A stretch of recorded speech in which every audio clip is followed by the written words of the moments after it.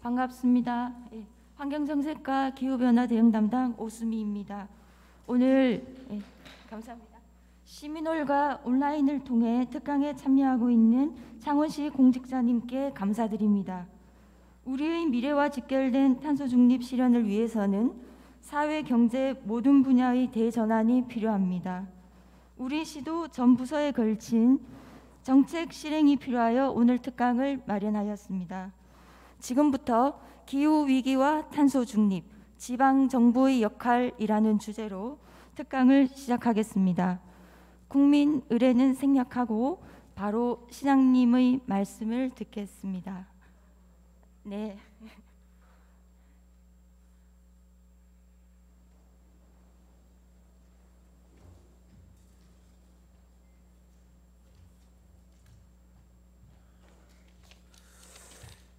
예, 오늘 특강을 위해서 우리 창원시를 방문해 주신 녹색전환연구소 이유진 박사님께 먼저 감사 말씀드리고요. 우리 이유진 박사님 나기는 또 마산에서 나셨다네. 예, 특히 더 반갑습니다. 예. 오늘 강의 주제가 기후위기와 탄소 중립시대 그리고 지역의 대안인데요. 세계경제포럼은 세계경제의 가장 큰 위협을 기후 위기 대응의 실패로 꼽고 있습니다. 그래서 지금 모든 언론 매체만 보면은 기후 위기에 어떻게 대응할 것인가 해서 그 문제가 가장 중심적으로 지구촌에 화제가 되고 있고, 또 거기에 잘 대응하는 나라와 대응하지 못하는 나라가 미래에 이제 확실한 격차가 벌어질 것이라는 예측들을 하고 있습니다. 왜냐하면 기후변화 위기에 대응하는 나라들이 대응하지 못하는 나라에게 아리백과 탄소 국경세라는 걸 가지고 무역 규제를 하고 있습니다. 이 무역 규제는 지구의 위기를 극복하기 위한 매우 어찌 보면 아주 도덕적이고 원리적인 이야기가 되기 때문에 이 규제에 대해서 누구도 이의를 달 수 없는 시대가 바로 우리 눈앞에 닥칩니다. 그렇게 되면 우리 지역의 산업이라든지 아니 국가 전체의 문제에 있어서 우리가 생존에 커다란 위협을 느낄 수밖에 없다. 그러니까 기후 위기가 생겨서는 안 되고 기후 위기에 잘 대응해서 우리가 인간이 살 수 있는 지구를 만들어야 된다는 측면에 있어서 그게 안 됐을 때 우리의 생존에 문제가 있는 게 하나가 있고, 이런 큰 변화와 대응 속에서 대응하지 못하면은 무역 장벽 때문에 우리 국가의 경쟁력이 아주 떨어져서 우리가 살 수 없는 또 그런 문제가 생길 수 있고, 이런 것들을 어떻게 대응해 나갈 것인가. 그리고 우리 지역 산업 구조가 가장 에너지를 많이 사용하는 우리 창원인데, 그럼 우리 시청에 있는 핵심 간부들은 이 위기에 어떻게 대응할 것인가 하는 그런 문제에 있어서 인식을 좀 공유하고 전문가로부터 전문가적 대안과 현황에 대해서 설명 들음으로써 우리 전 직원이 함께 공유하는 그런 좋은 시간이 되었으면 좋겠습니다.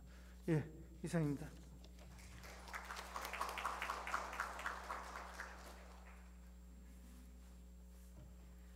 네, 강사님을 소개드리겠습니다.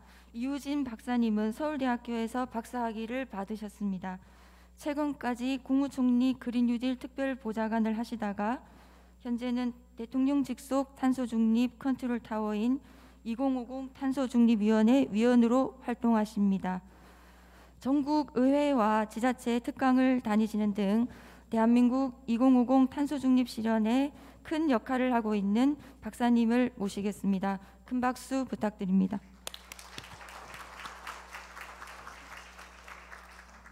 네, 창원시에서 이렇게 초대해 주셔서 정말 감사합니다. 저는 시장님의 지금 탄소 중립이라는 이 주제를 앞두고 갖고 계신 깊은 고민이 느껴지는 그 인사 말씀 너무나 잘 들었습니다. 제가 기후위기와 탄소중립 지방정부의 역할에 대해서 이제 오늘 1시간 정도 여러분께 말씀을 드릴 텐데요. 지난주에 대통령 직속 탄소중립위원회가 출범을 했습니다. 그리고 그 출범 회의에서 저는 상당히 지금 긴장감이 느껴집니다, 여러분. 우리에게 주어진 숙제가 정말 만만치가 않습니다. 오늘 제가 자료로 보여드리겠지만 지금이 6월이잖아요. 6, 7, 8, 9 4개월 남았습니다. 4개월. 자, 이 4개월 동안 우리가 뭘 해야 되냐면은 2030년까지 한국이 줄이기로 약속한 온실가스 감축 목표를 상당 수준 상향을 해야 됩니다. 우리 이미 파리 협정에 의해서 온실가스를 줄이기로 국제사회에 약속을 했는데 한국이 줄이기로 약속한 이 목표를 달성하게 되면은 지구 평균 기온이 3도에서 4도까지 올라가는 경로이기 때문에 우리 요즘 다 얘기하시는 것처럼 1.5도에서 멈춰야 된다라고 얘기하고 있지 않습니까? 자, 1.5도에서 멈추게 하려면은 우리가 지금 갖고 있는 목표치보다 훨씬 더 끌어올려 가지고 목표치를 발표를 해야 됩니다. 그런데 그 목표를 언제까지 발표해야 되냐면은 10월 초까지 초안이 나와야 됩니다. 얼마 남았습니까? 4개월 남았습니다. 저는 그 위원회에 이제 들어가서 일을 해야 되고 일이 본격적으로 다다음 주에 또 시작이 되는데요. 환경부를 포함해서 우리나라 정부 부처가 2050년까지 한국이 탄소 중립 사회를 가기 위해서 어떤 시나리오를 가게 되는지에 대한 초안에 대한 보고가 다다음 주에 있습니다. 우리가 오늘 제가 좀 이렇게 자료로 많이 보여드릴 텐데 저도 이 공부와 활동을 한 20년 했습니다. 20년 했고 익숙합니다. 그런데 최근에 진행되는 이 국제사회의 속도, 그리고 시장님 얘기하셨던 탄소 국경 조정, 탄소세, 아리백, 제가 정신을 못 차릴 정도로 매일매일 새로운 제도와 논의들이 진행되고 있습니다. 그런데 걱정하는 거는 이렇게 국제사회의 흐름이 막 치고 나가고 달려가는 것에 비해서 한국 사회의 준비 정도는 아주 초보 단계입니다. 그런데 또 우리 창원이 산업이 되게 중요한 도시이지 않습니까? 이제 기후 문제는 오늘 저보고 이제 기후 환경 전문가 이렇게 되어 있는데 제가 요즘 가장 많이 강의하고 만나는 분들이 또 산업계 분들, 기업들을 만나는데요. 이런 얘기를 드리고 있습니다. 이제 기후 문제, 환경 문제 아니다. 환경 문제가 아니라 통상, 산업, 일자리, 경제의 핵심 문제로 들어왔다. 이걸 적응을 못하고 기업이 대비하지 못한다면은 살아남지 못하는데 그렇게 우리가 준비할 수 있는 시간은 2년도 안 남았다. 이런 얘기하고 있어요. 그리고 기업들도 요즘 돌아가는 상황이라든지 요즘 ESG 얘기 많이 나오잖아요. 기업이 경제 활동을 할 때 재무 성과, 돈을 얼마 벌어들였다라는 재무 성과 외에 환경, 사회, 지배 구조를 탄탄하게 할 수 있어야 된다라고 얘기하는데요. 그런데 또 요즘에 그린워싱이라는 얘기 또 많이 듣지 않습니까? 자, 이건 또 뭐냐면은 괜히 환경인 것처럼만 해서는 안 된다라는 거예요. 실제로 그 기업이 뭐뭐 하는 척하면서 이 행동 홍보만 할 것이 아니라 지표로 보여줘야 돼요. 성과로 보여줘야 됩니다. 그리고 그 성과에 따라서 투자자들이 투자를 하거나 투자금을 빼게 됩니다. 요즘에 자초자산 얘기 많이 나오고 석탄발전소 투자하지 않는다라고 하는 거는 이미 석탄 발전이 시장에서 경쟁력을 잃어버렸기 때문입니다. 근데 이 경쟁력을 잃어버리는 속도가 예전에는 이제 석탄 안 될 거야 했던 게 정말 빠른 속도로 경쟁력을 잃어가고 있거든요. 그래서 저는 오늘 제가 자료로 말씀을 드리겠지만 창원시에 계시는 공무원들께 정말 말씀드리고 싶은 거는 생각보다 속도감이 정말 빠르다. 그리고 이렇게 변화하는 급변한 상황에서 우리가 정신을 똑바로 차리고 준비를 하지 않으면은 이게 바로 2년, 3년 뒤에 충격으로 온다. 그리고 이 충격이 그냥 우리가 온실가스 감축 목표 못 지켰습니다. 이 정도가 아니라 산업 구조와 일자리에 대한 충격으로 올 거다. 특히 산업에 대한 의존도가 높은 창원 같은 경우에는 이런 변화, 그리고 이런 변화에 대해서 대비를 못했을 때 지역 경제하고 연결이 될 거다라는 생각이 듭니다. 그런데 또 우리나라에는 17개 광역지자체와 226개의 기초지자체가 있습니다. 그리고 기초지자체가 갖고 있는 권한이 한계가 있어서 산업 분야에 대한 대책까지 창원시가 수립하기는 쉽지는 않을 겁니다. 이 얘기는 중앙정부와 산업부와 기재부가 이 판을 읽고 대비할 수 있도록 해야 되고, 기재부나 산자부가 이 판을 읽고 대비하는 데 있어서 저는 창원시라든지 경상남도도 끊임없이 의견을 내야 되는 상황이라고 생각을 합니다. 자, 이게 오늘 제가 여러분께 드리고 싶은 좀 핵심적인 내용이고요. 이제 자료를 보겠습니다. 저 사람 왜 저렇게 비장하게 얘기하지? 왜 저렇게 심각하게 얘기하지? 라고 아마 의아해 하실 것 같기도 해요. 저도 요즘에 제가 왜 이렇게 초조하고 걱정이 되는지 모르겠습니다. 그래서 제가 왜 이렇게 심각한 얼굴로 여러분께 말씀드리는지는 자료를 보면서 좀 말씀을 드리겠습니다.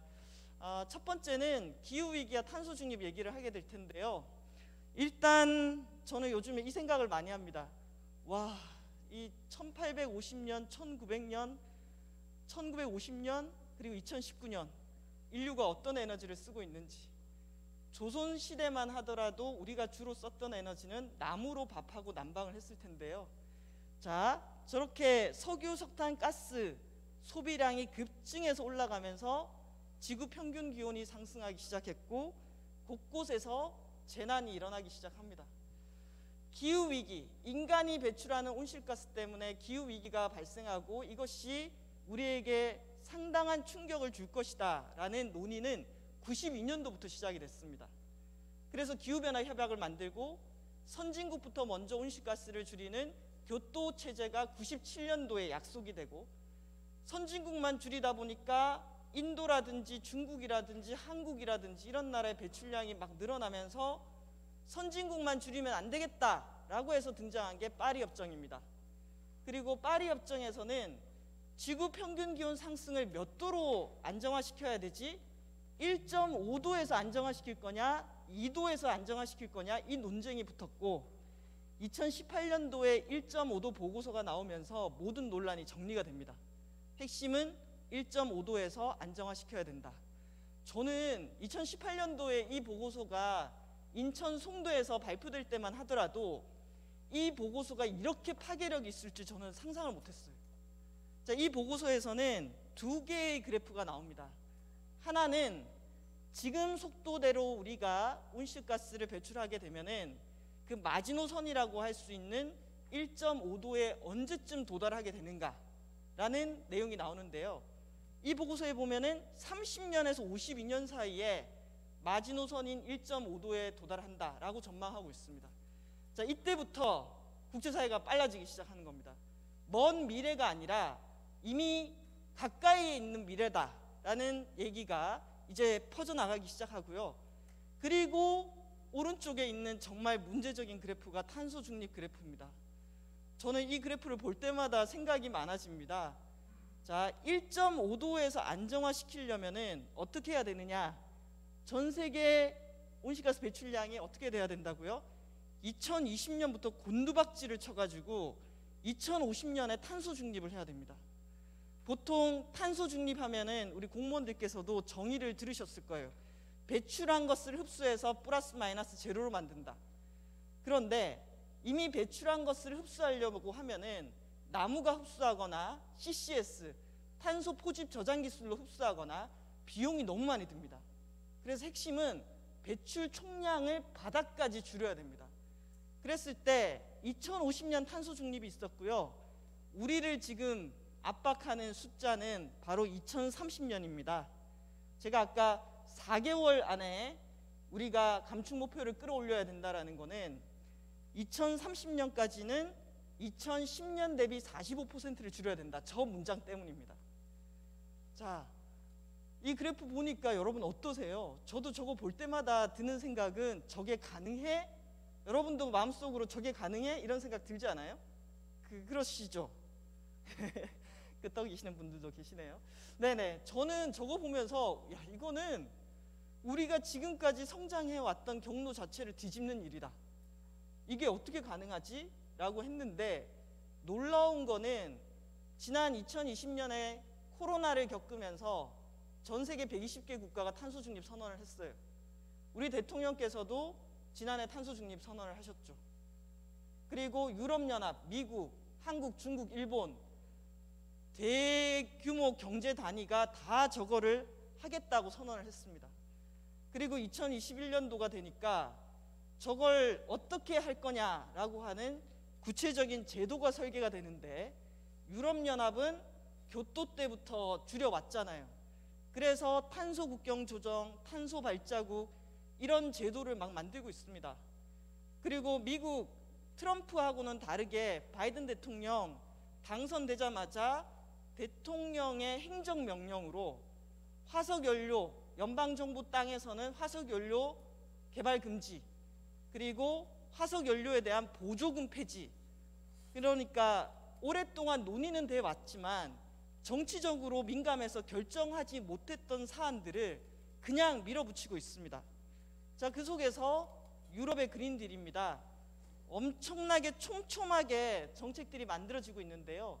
온실가스 감축 목표를 더 높이는 거, 에너지, 순환경제, 건물, 그리고 교통, 농장부터 식탁까지, 그리고 여기에 어느 누구도 소외되지 않게 정의로운 전환, 정책이 일대 대급변하고 있습니다.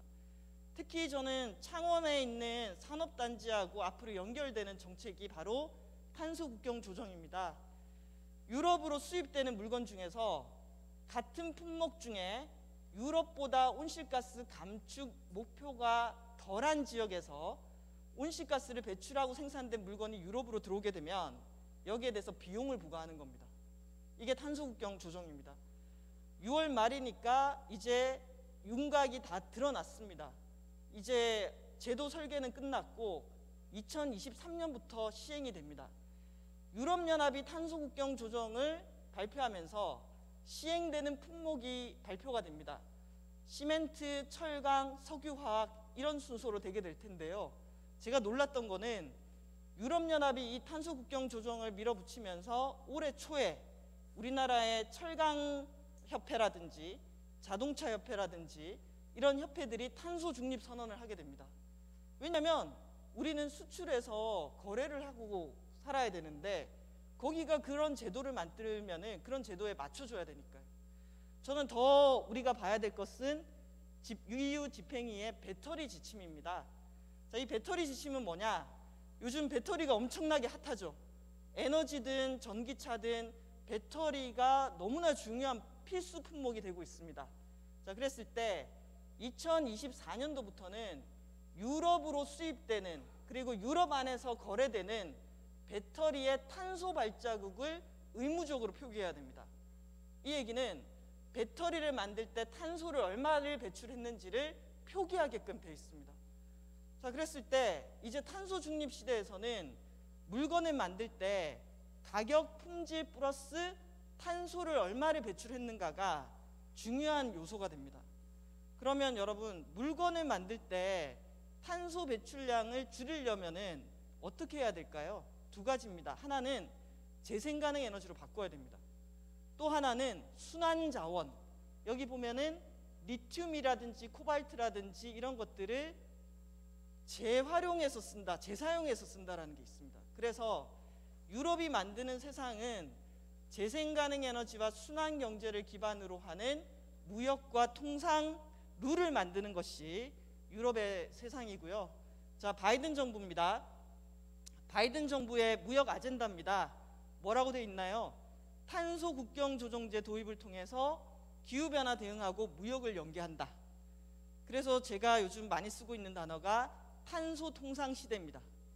통상의 새로운 기준으로 탄소가 등장을 한 거예요. 그리고 이 자료를 보면은 어느 지역에서 생산된 배터리의 탄소 발자국이 높게 나타나는가를 분석한 표입니다. 자, 이제 물건에 대해서 각각의 물건의 탄소 발자국을 분석하고 평가하는 시스템이 통상과 무역에 일반화되게 되는 거예요. 그래서 여기 보면은 빨간색으로 되어 있죠. 아시아입니다. 아시아 대륙에서 생산된 배터리의 탄소 발자국이 높게 나타나요. 왜 그런가 봤을 때 배터리 생산에 사용하는 전기에서 무슨 비중이 높기 때문에? 석탄 발전 비중이 높기 때문에. 자, 이건 뭐냐면은 탄소 중립, 통상, 에너지 정책, 이게 하나로 엮여진다. 재생 가능 에너지로 배터리를 생산하지 못하면은 탄소 발자국이 높게 나타나고 제품 생산 경쟁에서 도태될 수 있다라는 것을 보여주고 있습니다. 자, 여기까지가 2050년 탄소 중립 일정이었어요. 그런데 지난주가 아니라 2달 전에 바이든 대통령이 기후 정상회담을 열었어요. 그런데 이 기후 정상회담의 핵심은 뭐냐면은 탄소 중립이 아니에요. 30년 남은 게 아니에요. 바이든 정부가 기후 관련 이슈를 20년을 앞당겼어요. 그래서 뭘 하게 되냐면은 2030년까지의 목표를 내라, 이렇게 됐어요. 그러면 자기가 불렀잖아요. 자기가 전 세계 정상들을 불렀으니까, 게다가 미국이 언제는 기후위기 대응 잘했나요? 트럼프처럼 막 나갔었잖아요. 그런데 아까 시장님께서 얘기하시는 것처럼 누구도 거부할 수 없는 기후위기를 가지고 자기들의 어떤 리더십 되찾으려고 할 때 어떻게 하겠습니까? 자기들이 먼저 2배를 끌어올린 거예요.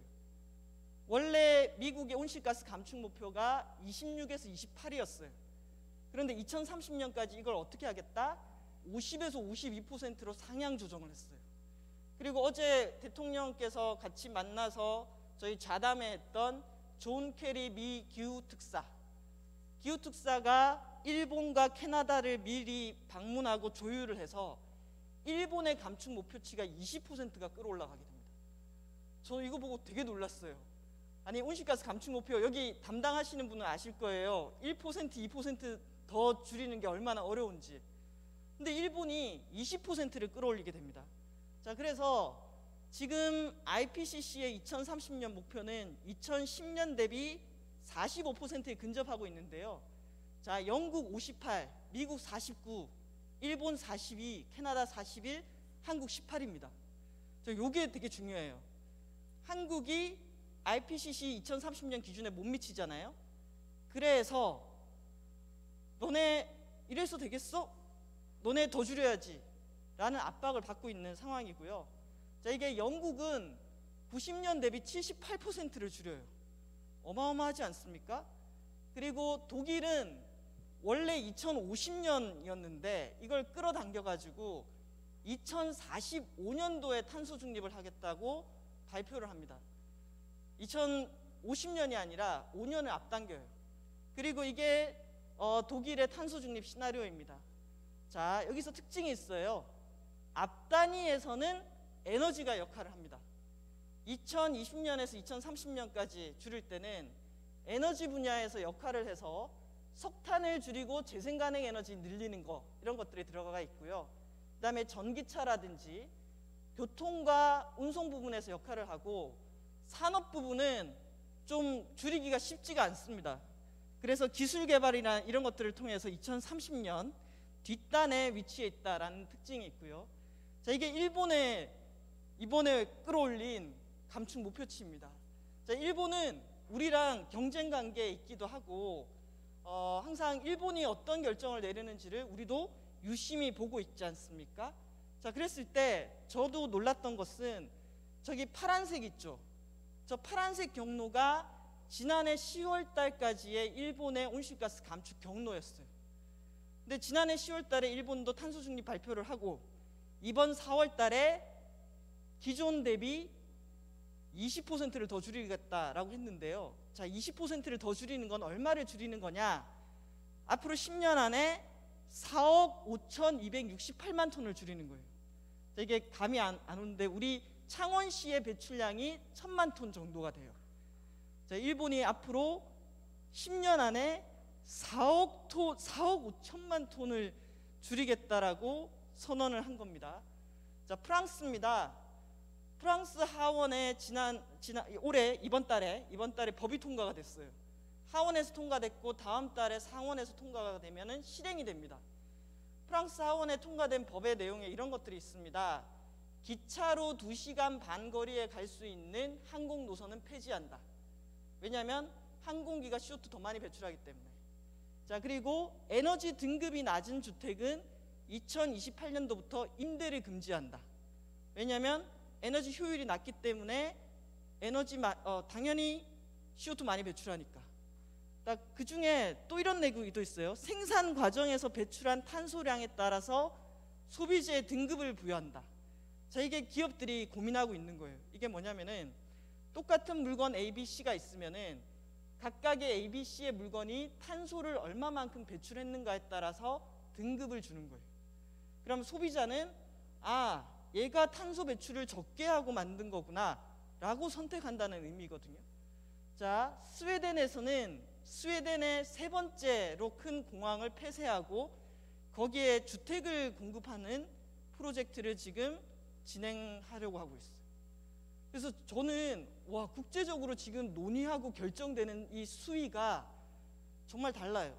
한국에서는 기후 대응하면은 여전히 시민들에게 캠페인하고 뭔가 줄이세요 여러분, 태양광 설치하세요 이렇게 돼 있지만 이게 캠페인으로 되는 정도가 아니다라는 것들을 여기를 통해서 알 수가 있고요. 그래서 저는 제가 걱정된다고 했던 게 우리나라 무역 의존도 높고, 왜냐하면 국제사회의 룰이 바뀌면은 우리가 룰을 세팅하는 나라가 아니잖아요. 미국과 EU가 룰을 만들면은 그 룰에 따라가야 되는 나라인데 우리는 무역 의존도가 높아요. 그리고 우리의 산업 구조가 창원도 아시겠지만 에너지 다소비 산업 구조를 가지고 있어요. 그리고 탄소 발자국, 제품의 탄소 발자국에 영향을 미치는 전력 믹스를 보게 되면은 석탄 발전 비중 40%예요. 재생 가능 에너지 비중 OECD 꼴찌. 아르백을 하고 싶어도 재생 가능 에너지 생산량이 너무 적어요. 그래서 전반적인 상황들, 이게 그 문제적인 앞으로 탄소 중립 위원회가 논의해야 될 내용들인데요. 자, 지난 한미 정상회담 공동 선언문에 이런 내용이 있었어요. 저는 선언문 쫙 읽으면서 저 두 문장이 제일 이거 진짜 정확한 일정이 나왔네. 미국이 엄청나게 일정을 밀어붙였구나 라는 생각이 들었는데요. 저기 보시면은 한국은 1.5도 제한을 위한 노력과 2050년 온실가스 순배출 제로에 들어맞는 상향된 2030년 감축 목표를 10월 초쯤에 발표하고 국무회의 의결을 거쳐가지고 11월 1일 날에 열리는 기후변화 협약에서 확정한다, 발표한다, 이렇게 돼 있잖아요. 자, 이게 지금 7억 톤이 우리가 지금 배출하는 양입니다. 7억 톤이. 그리고 현재까지 우리가 유엔에 제출한 양은 5억 3,600만 톤 만드는 거예요. 근데 미국이 한국에 요구하고 있는 거는 미국이 2배를 올린 것처럼 한국도 2배를 올려라 라고 얘기하고 있거든요. 자, 그러면은 그 2배라는 것은 7억 톤을 어떻게 만드는 거? 3억 5,400만 톤으로 줄이는 거예요. 절반을 줄여야 돼요. 자, 저 정도를 줄이려면은 우리나라 석탄 발전소를 10년 안에 다 문을 닫는 것을 기본으로 해야지 지킬 수 있는 목표입니다. 자, 그리고 우리나라의 온실가스 감축 수단은 배출권 거래제가 있다는 거 아실 거예요. 기업들에게 할당을 해주고 그 한도 내에서만 배출하도록 하고, 더 배출하면은 배출권 거래에서 돈 주고 사야 되고, 우리나라 지금 톤당 2만 원이잖아요. 자, 그래서 이미 지난해 기업들 600개의 기업들에게 배출할 수 있는 양을 다 나눠줬어요. 근데 지금 우리가 어떻게 됐죠? NDC를 상향해야 돼요. 그런데 그 배출권 할당 기간이 21년에서 25년이거든요. 2030년 목표의 절반이에요. 자, 그럼 이거는 어떤 상황까지 가야 되냐면은 산업계에 할당한 양을 우리 감축 목표가 더 높아졌으니까 할당량을 거둬들여야 돼요. 할당한 것을. 자, 저기 보이는 저 전력, 산업, 건물, 수송, 폐기물 다 담당 부처가 있습니다. 전력하고 산업은 산업부 소관이고요. 수송하고 건물은 국토부 소관이고, 폐기물 같은 경우에는 환경부 소관이고, 저기 한 칸이 보이는 저거 부처별로 나누고 할당하고 조율하는데 거의 3년 걸렸어요. 3년 걸려서 저희가 536을 만들었거든요. 근데 지금 2배 상향 압박을 받고 있는데 몇 개월 만에 해야 된다고요? 4개월 만에 해야 돼요. 그래서 아까 저는 지난주 5월 29일 날 대통령께서 참석하신 탄소중립위원회 회의가 처음으로 열렸고, 이제 저 작업을 해야 돼요. 저 작업을 해서 오늘 제가 우리 창원시 공무원분들을 뵙지만 10월 초에는 숫자가 나와야 돼요. 숫자가 나와서 우리 이만큼 줄일 거고, 아주 디테일하게 할당은 안 되더라도 전력 분야는 어떻게 갈 거고, 산업은 어떻게 할 거고, 건물은 어떻게 할 거고 나와야 돼요. 그래서 그날 제가 전체 회의할 때 이런 얘기를 드렸어요. 우리가 지금 다른 나라들은 교토의정서부터 시작해가지고 줄어드는 경로에 들어갔어요. 줄어드는 경로에 들어갔거든요. 이미 사회가 좀 준비를 했어요. 감축에 대한 준비를. 근데 한국은 지금 배출량이 거의 최고점에서 바닥을 향해서 30년 만에 줄여야 돼요. 이 엄청난 숙제를 부여받았는데, 숙제가 너무 크다고 해서 만약에 우리가 우리는 못하겠어, 우리는 이번에 빠질래 라고 할 수 있는 성질의 것이 아닌 것이 문제예요. 왜냐하면 유럽연합도 그렇고 바이든 정부도 그렇고 앞으로 쭉 이런 흐름은 앞으로 쭉 가게 될 거니까요. 그래서 지금 우리가 하는 거는 빠르게 준비하는 수밖에 없다. 빠르게 준비하는 수밖에 없다라는 생각이 들고요.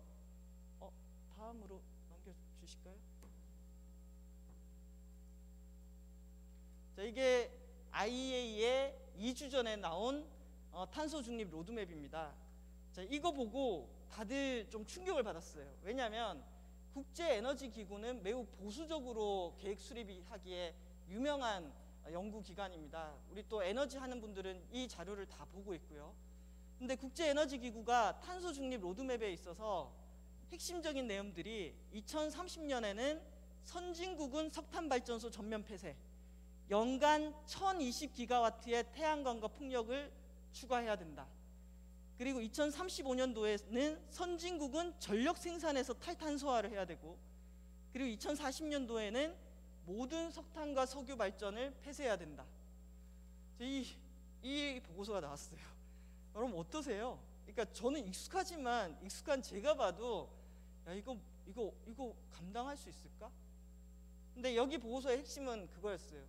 2020년에서 2030년은 지금까지 갖고 있는 인간의 상용화된 기술을 최대 용량으로 집어넣어서 석탄을 빼고 내연기관차를 빼고 재생가능에너지 집어넣고, 그리고 나머지 남은 부분에 있어서는 그만큼의 기술 개발 투자가 같이 돼가지고 30년, 40년, 50년에는 새로운 기술까지도 적용할 수 있어야지 저게 달성 가능하다라고 돼 있어요. 지금 이 자료들 다들 분석한다고 난리고요.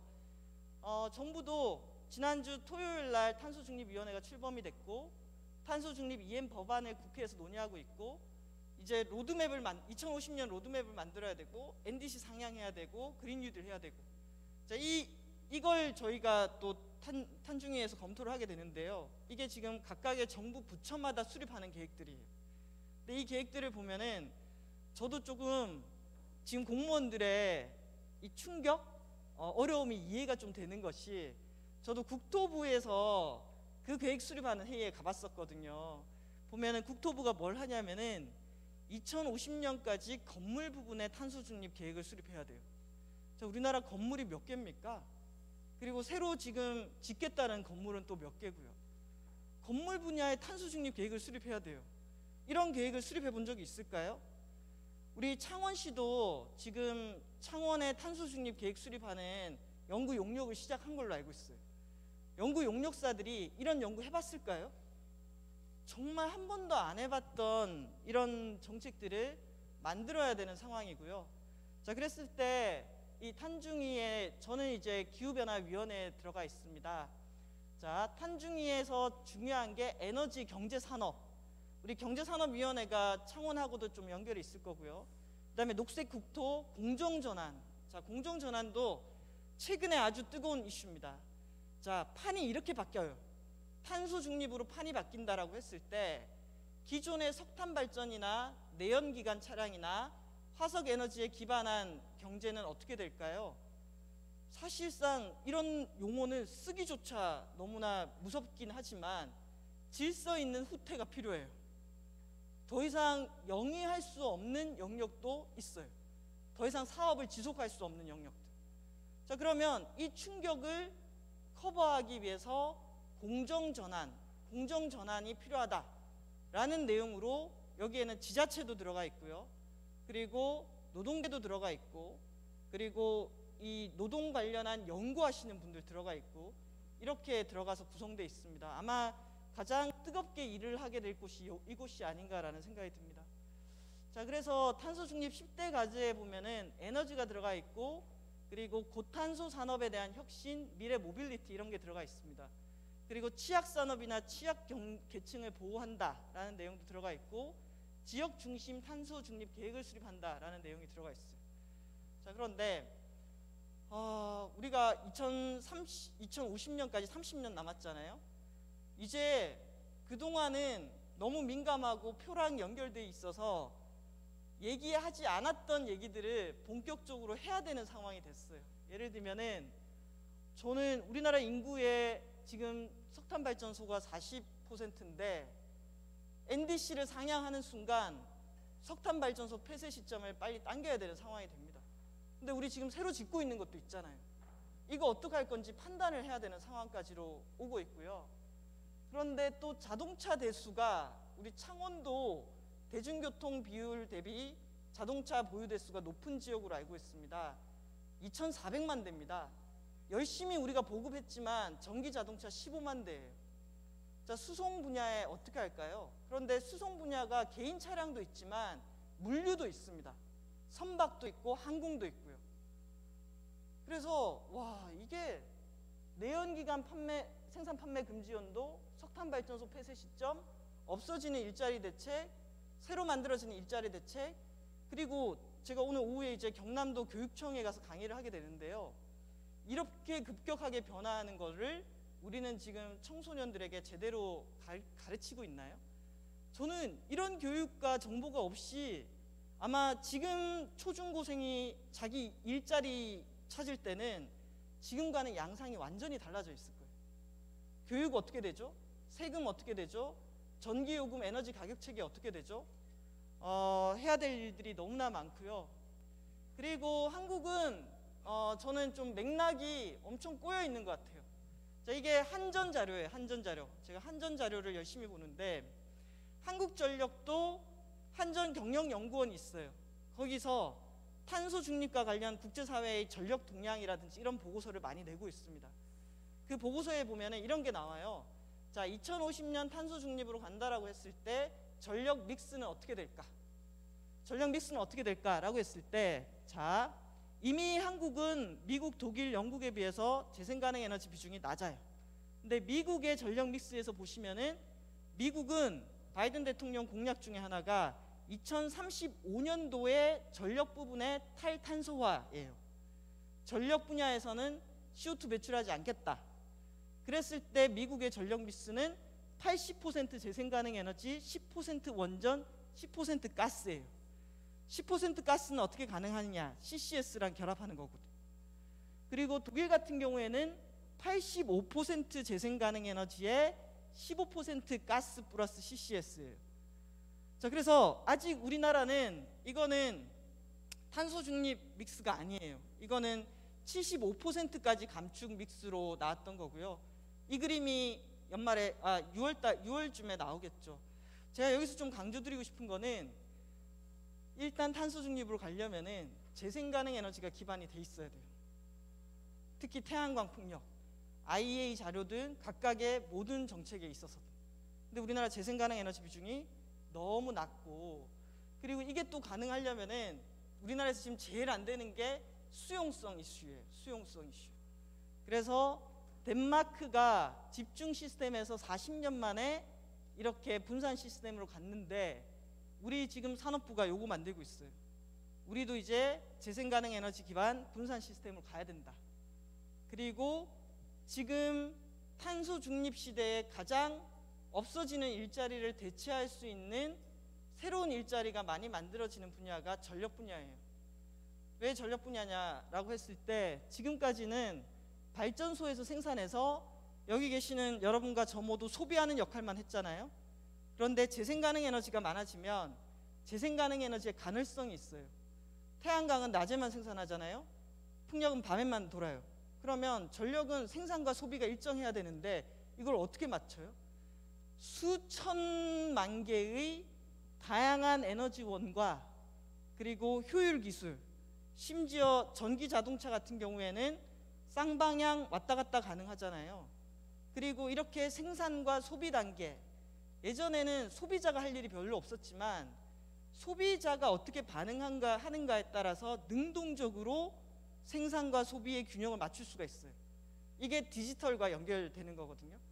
분산 에너지원, 디지털 기술, 프로슈머, 이런 방식으로 전력 시장이 아주 급변하게 될 것이다 라고 전망하고 있습니다. 자, 이거는 우리나라 전력거래소에서 이제 전통적인 패러다임, 공급에서 소비가 중요해지고 가상발전소라든지 마이크로그리드 단위의 에너지가 중요해진다라는 얘기고, 이걸 맞추기 위해서 연말까지 산업부도 우리나라 전력과 에너지 시스템을 재생가능 에너지, 분산전원, 그리고 디지털화, 수요 반응, 가상발전소 이런 것들로 통합한 정책으로 지금 만들고 있습니다. 그리고 그게 지역에서 가능하려면은 연습이 돼야 되기 때문에 지금 에너지 센터 구축하는 거라든지 그리고 마이크로 그리드 실증 사업 이런 것들이 진행이 되고 있고요. 그래서 요거는 나중에 탄소 중립 사회의 의미와 가치에 대해서 여러분께서 한번 읽어보시면 될 것 같고, 여기가 앞 단위의 제가 배경 설명이라면은 이제 지역에서 어떻게 할 것인가에 대한 내용을 말씀드리고 마치도록 하겠습니다. 자, 이제 법이 국회에서 논의가 되고 있습니다. 법이 논의가 되면은 이제 탄소 중립을 국가 차원에서도 계획을 세워야 되겠지만 17개 광역지자체 226개의 기초까지도 기반을 만들어야겠죠. 그래서 지역의 정책과 예산과 조례가 재정립이 될 거고요. 우리 탄소중립위원회 국가 차원에서 지금 위원회가 출범한 것처럼 아마 지자체 차원에서도 기존의 기후변화대응위원회라든지 이런 위원회가 탄소중립위원회로 아마 재편되지 않을까라는 생각이 듭니다. 그리고 지역별 실행체계로 탄소중립지원센터가 만들어지게 될 거고요. 탄소중립지원센터를 만들려면 그에 기반하는 예산 지원이 필요할 겁니다. 그 예산을 지금 기후위기 대응 기금 설치로 충당하기 위해서 기재부가 기금을 마련하고 있습니다. 그리고 최종안까지 들어갔는지는 모르겠는데 우리 또 창원 같은 경우에는 기후환경정책관 제도를 시행하고 있잖아요. 이미 먼저 아마 탄소중립사회 이행 책임관 제도를 도입하게 될 것 같습니다. 자, 지금 기재부는 아까 말씀드렸듯이 기후대응 기금 만드는 게 있고요. 그리고 탄소인지예산제도라는 게 있습니다.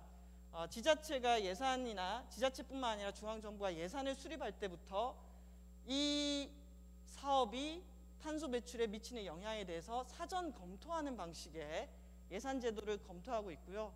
또 중요해지는 게 탄소종합정보센터입니다. 이제는 숙제검사가 어떻게 되냐면은 탄소 배출량이 얼마를 줄였냐라는 것으로 숫자로 계량화할 수 있어야 됩니다. 숫자로 계량화하려면은 지자체가 얼마 배출했는지, 기초가 얼마 배출했는지, 그리고 이런 계량화는 기업들도 해야 됩니다. 왜냐하면 기업들도 자기가 물건 만든 거에다가 이거 만들 때 탄소 얼마 배출했다라고 라벨링을 붙여가지고 판매를 해야 되기 때문에. 그래서 이미 미국이라든지 유럽에서는 탄소 배출량을 검증하고 평가하고 모니터링해서 계량화하는 그런 기업들이 등장하고 있다라고 합니다. 자, 이게 인벤토리입니다. 우리 창원도 이제 총량 관리를 해야 돼요. 국가가 NDC 강화에 대한 압박을 받고 있잖아요. 근데 이게 또 이번에 P4G 회의에서 대통령께서 무슨 얘기 하셨어요? 다음 2023년도에 열리는 기후변화 당사국 총회 한국에서 유치하겠다라고 했어요. 2023년도에 열리는 회의는 어떤 회의냐면은 파리 협정에 따른 이행 점검 평가 회의예요.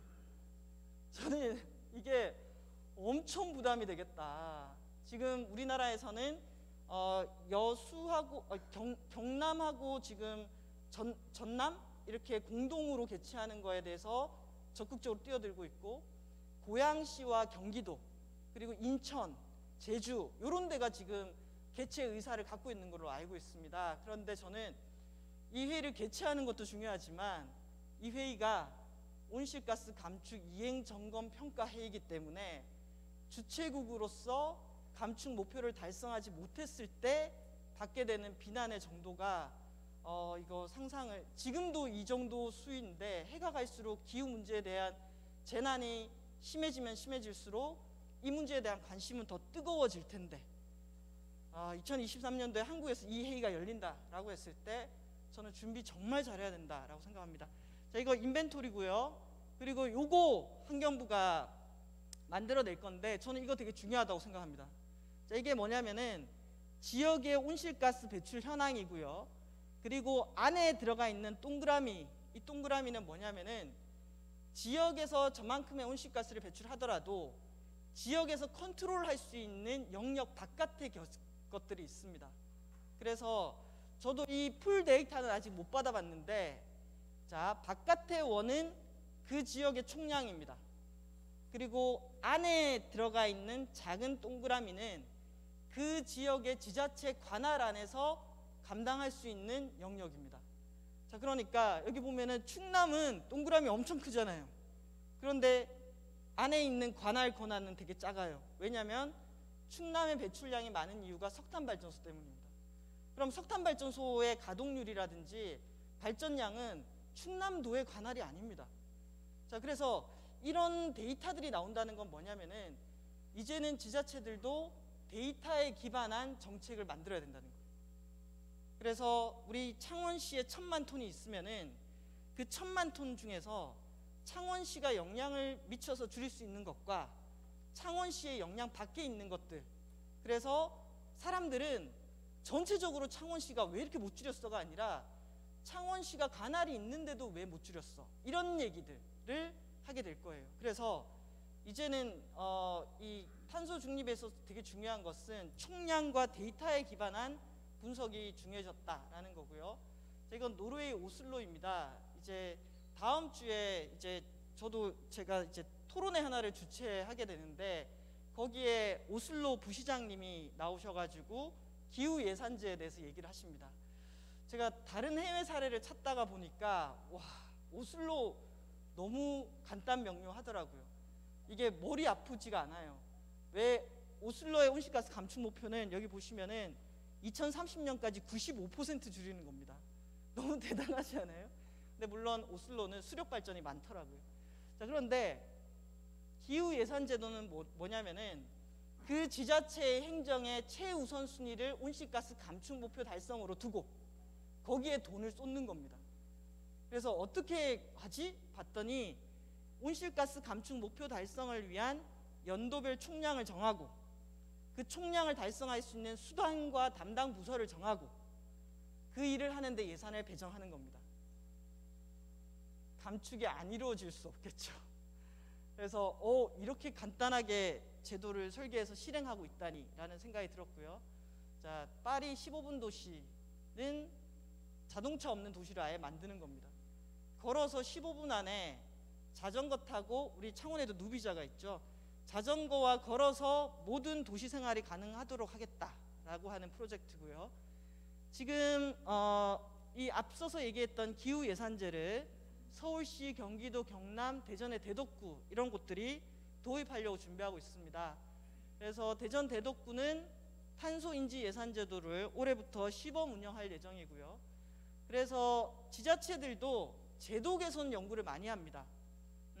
탄소 중립 도시 광주를 위한 제도 개선 과제라든지 제도를 어떻게 바꿀 거냐, 그리고 또 하나의 특징은 에너지라든지 마을이라든지 다양한 영역에서 요즘 기후위기에 대해서 마을 활동가들, 최근에는 제가 강의 요청 받았는데 치의학대학, 그러니까 치과 의사들, 그분들께서 기후위기 대응 탄소 중립 강의 요청 들어와가지고 제가 와, 진짜 다양한 영역으로 확장되고 있구나라는 생각이 들었습니다. 자, 요게 이제 다음 주에 저희가 오슬로 부시장님이랑 파리 부시장님 모시고 지금 하게 되는 웹 세미나 얘기고요.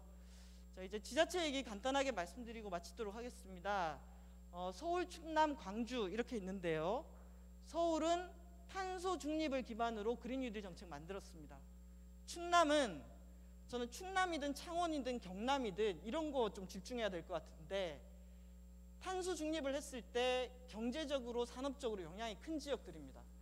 왜냐하면 관련한 산업들이 각 있기 때문에. 그래서 유럽 같은 경우에는 정의로운 전환이라고 해서 이런 정책 때문에 타격받을 산업이라든지 지역 경제에 대한 대책 요구를 매우 많이 하고 있습니다. 특히 충남은 우리나라 석탄 발전소의 절반이 위치해 있기 때문에 충남은 좀 오랫동안 준비를 해가지고 정의로운 전환 특구 구성이라든지 이런 탄소 중립 정책으로 인해서 영향을 많이 받는 지역에 대해서는 특별 대책이 필요하다, 특별 기금도 필요하다, 이런 얘기들을 많이 하고 있어요. 그래서 이런 영향받는 지역이 다 다르거든요. 서울하고 창원 중에서 어디가 더 영향을 받을까요? 이런 것들. 그리고 창원은 이 탄소 중립 정책이 가속화됐을 때 어느 업체 몇 명 이런 거 있잖아요. 뭔가 기본 데이터가 있어야지 정책을 수립할 수 있기 때문에 데이터 조사 이런 거 너무 중요한 것 같습니다. 화성, 당진, 도봉, 대덕 요런 지역들이 또 그린 뉴딜 정책 하고 있고요. 이게 서울시 탄소 중립 로드맵입니다. 이번에 우리 창원시가 만드는 탄소 중립 기후 위기 대응 요것도 요런 총량 관리가 기본으로 돼야 될 것 같고요. 자, 요거는 광주광역시입니다.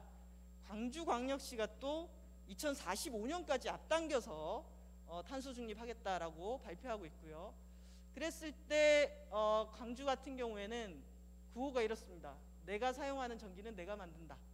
그리고 AI 그린 뉴딜이라고 해서 아까 제가 말씀드렸던 고객 참여형 그린 요금제, 스마트 그리드 빅데이터 활용해서 가상 발전소라든지 저장이라든지 재생 가능 에너지를 통해 가지고 지역에서 마이크로 그리드 단위의 실험을 해보는 이런 시도를 상당히 열심히 하고 있습니다. 자, 그래서 이게 이제 지금 앞서 말씀드렸던 그 방향으로 가는 거는 전 세계나 한국 사회가 같이 준비를 해야 되는데, 이런 프로젝트가 2019년도부터 좀 시도가 돼서 지금 광주광역시하고 서울시에서 선택형 요금제라든지 태양광, ESS, 가상발전 이런 것들을 통해서 프로젝트가 진행되고 있고요. 내일 이 플랫폼이 완성이 될 가능성이 있습니다. 내일 이제 최종 보고회 하는데요. 자, 이제는 에너지가 데이터입니다. 그리고 이 재생가능 에너지가 많이 들어올 때는 이 데이터를 가지고 잘 조정하고 조율할 수 있어야 됩니다. 그리고 이 데이터가 시민들에게 공개가 돼야 됩니다. 자, 이 사이트가 이제 6월 초에 공개가 될 텐데, 지난 5년간의 서울시의 전기 사용량, 가스 사용량, 수도 사용량, 열 사용량을 25개 구와 동별로 다 분석해서 볼 수 있도록 했습니다. 그리고 이제 요게 한 단계 더 나가게 되면은 마곡지구에서 하는 것처럼 실시간 전력망을 달아가지고 실시간으로 작동할 수 있게 하고, 이게 DR 수요 반응 사업이라든지 태양광 사업이라든지 ESS랑 연계해가지고 사업화할 수 있는 이런 모델로 만들어가게 될 겁니다. 자, 이게 우리나라 전역에 다 깔려야지 탄소 중립으로 특히 전력 분야에서는 갈 수 있다라는 얘기를 드리고 싶고, 자, 이 플랫폼을 그대로 광주에서 받아가지고 올해 말부터 구축을 해볼 예정입니다. 자, 그리고 이제 경상남도 같은 경우에는 이제 경남도 저는 창원의 역할이 되게 중요한 것 같아요. 창원이 기후환경 정책관도 있고 환경교육특구도 지금 하고 있는 것 같고요. 그리고 이건 제가 지난주 금요일에 한국사회가치연대기금에서 발표한 자료를 봤었는데요. 거기에 공장 지붕을 이용한 경남 산단의 재생가능 에너지 프로젝트가 있었어요. 그래서 이제 지붕을 찾아야 됩니다. 저는 다른 어떤 에너지원들 중에서도 지금은 태양광하고 풍력을 좀 집중해야 될 시기이고, 풍력은 지리적인 욕구가 있긴 하지만 태양광 지붕을 상당히 찾아야 됩니다. 그래야지 아리백이라든지 이런 것들과 연계가 될 거고요. 그러면 우리 창원의 모든 지붕조사, 전수조사가 필요한 것 같습니다. 그리고 공공 부분의 지붕부터 먼저 찾아야 될 것 같고요. 자, 그래서 이제 광주 그리고 마을 단위 사업도 최근에 탄소 중립 마을 관련해서 창원시가 저는 진행하고 있는데, 그거 상당히 필요한 산업이라고 생각합니다. 그랬을 때 저는 요 그림이거든요. 재생 가능 에너지 기반 마을이 필요한데 재생 가능 에너지만 하면 안 돼요. 공간과 사람과 내용을 융합해야 돼요.